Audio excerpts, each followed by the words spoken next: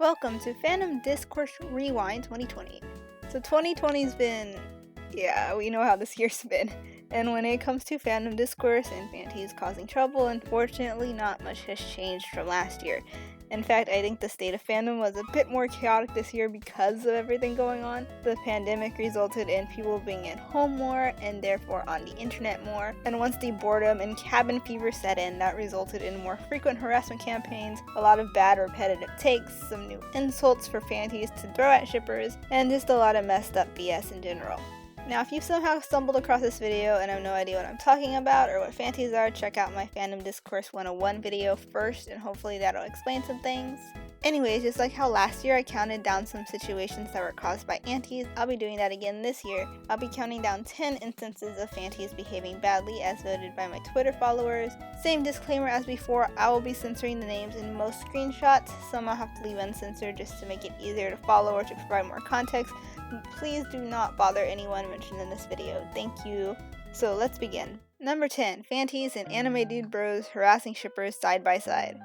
So this was a point in last year's video, but it keeps happening again, so it's being included in this year's video as well. Basically, this is about instances where fantis are harassing someone for shipping something problematic, typically a ship with an age gap, or a ship deemed abusive, or for sexualizing minors if it's fan art or fanfic that's sexual in nature and the characters are teenagers. And in many of these instances, there are people who I call anime dude bros, who are using a lot of the same language that fanti use, like, he's a literal child, why are you sexualizing him? But clearly their true motivations come from somewhere else, that somewhere else being homophobia.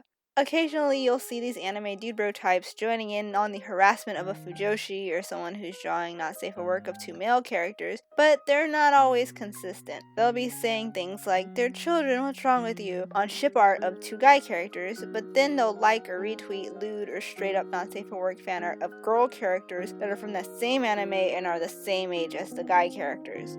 Clearly, they're coming from a place of don't bring gayness into my shonen anime, and in an attempt to voice their displeasure of LGBT ships and headcanons, they've resorted to bullying content creators alongside fantis. This particular brand of harassment was notable toward Boku no Hero Academia ships and toward Jujutsu Kaisen shippers in the later end of the year. Now I keep seeing the tweet that I hope Jujutsu Kaisen doesn't turn into the Boku no Hero Academia fandom, and I don't know if it's fantis talking about not wanting problematic shippers in a new fandom, or if it's homophobic dude bros talking about not wanting people who draw same-sex ships in the new fandom. Fantis, for the most part, don't seem to catch on to these homophobic fanboys, or don't seem to care, but yeah, this has happened on multiple occasions. Number 9. Antis rating the Support X Antis hashtag. In May, the Twitter account FreeToFix started this hashtag called Support X Antis, where people who were formerly fantis could share stories of their experience in anti circles, and where others could extend words of support toward them for getting away from such a toxic fandom environment. FreeToFix sadly predicted that the tag would eventually be overrun by antis, and it was. About a week later, fantis descended on the tag like a swarm of locusts. Fantis started spamming the hashtag with everything from fan cams to violent memes of guns or threatening physical violence, and were just generally being annoying and rude. This just says a lot about how fantis really just want to be bullies at the end of the day. They wandered into a hashtag that wasn't meant for them, a hashtag that was supposed to be support for people, just to be cruel to others over, yet again, fictional characters and fandom. So let this be a warning that if you create a hashtag for problematic ships or anything, fantis may eventually hijack it at some point. Number 8. Fantis sneaking into Discord servers. This is another case of something that was featured in last year's video, happening again this year. Last year I talked about an anti-dorky who went undercover to infiltrate some Twitter group chats of dorky shippers. This year there were 2 cases of fantis infiltrating Discord servers instead. The first instance happened in the epithet Erased fandom. The person firstly referred to the server as a pedophilia promotion server when all it was a server for the web series. There is an issue of predators on Discord, but no, they were going after Geo-Molly shippers. They made a new account so that they could get an invite link and report the server from the inside out, but they're totally not condoning the bad ship, guys. They're just taking one for the team to protect the fandom. What a saint. Once they made their new Twitter account, where they were being so very subtle about being a pro shipper and into problematic ships, even retweeting lowly posts to appear genuine, they did eventually gain access to the server, where they proceeded to, I kid you not, write a not safe for work fic with this age gap ship that they supposedly were so disgusted by. I'm not posting the whole fic, but believe me, it was a smut one shot. They really got into the character of a shipper, you could say. They took their undercover disguise very seriously. I don't remember how, but they were eventually discovered by the mods and were kicked out. The second instance happened in the Ace Attorney fandom. This person didn't receive any support from their fellow antis actually. The number of retweets you see are actually quote retweets of people dragging them, and they got a few measly likes, but I wanted to include it anyway because the lengths they went to were ridiculous. This person went into a pro ship Discord in the fandom and made a list of users active in that server, along with their other social media names to make a block list, but this just seems like an excuse for clout. They also wrote a Google Doc journaling their infiltration of the server and claimed that they did all this due to a manic episode. Clearly they went to some extreme measures for this one and even tried to re-enter the server again under a different username a few days later. Some people theorize the antis go undercover as pro shippers because they secretly like problematic content and are scared about backlash from their friends, and if that's the case, I genuinely feel bad for them and I hope they find friends who won't judge them for their fictional interests. But I think it's also likely that these people are just bored and wanting clout for taking down a problematic Discord server, and this year being the way it was with the pandemic, people had more time on their hands.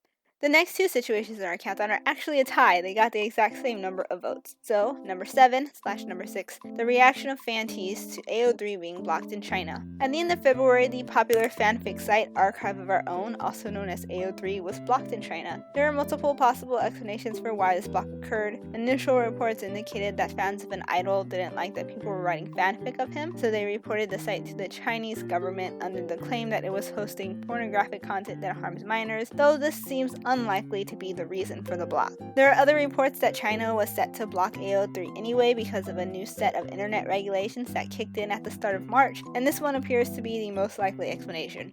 From there, people speculated that China blocked AO3 because AO3 has a lot of pornographic content and a lot of LGBT+ content, and the government wanted to censor either the porn or the LGBT+ content, or both. We may not know the exact reasons why it was blocked, but the thing I want to focus on is the reaction of fantis to this news. Fantis actually celebrated the fact that China blocked AO3. They tweeted things like, "Good for them, that site is full of freaks anyway," referring to the myriad of problematic tropes and ships that AO3 allows to be posted. Like how I mentioned in my video last year about fantis hating AO3 in general, they believe that the site allowing not safe for work fic of underage fictional characters is akin to them hosting real-life child porn. Or they'll accuse the site of being a scam because AO3 asks for donations yearly, so that's why they were so quick to celebrate the site being blocked. I know people may dislike AO3 for different personal reasons. You don't have to support or endorse the site, I don't care, but my gosh, that is not a reason to celebrate the censorship of something that held so many LGBT+ stories. Now a whole country of LGBT+ people in fandom don't have the site anymore. They have one less outlet to view or share stories about gay characters or trans characters, and that's really sad. There's nothing good about that at all.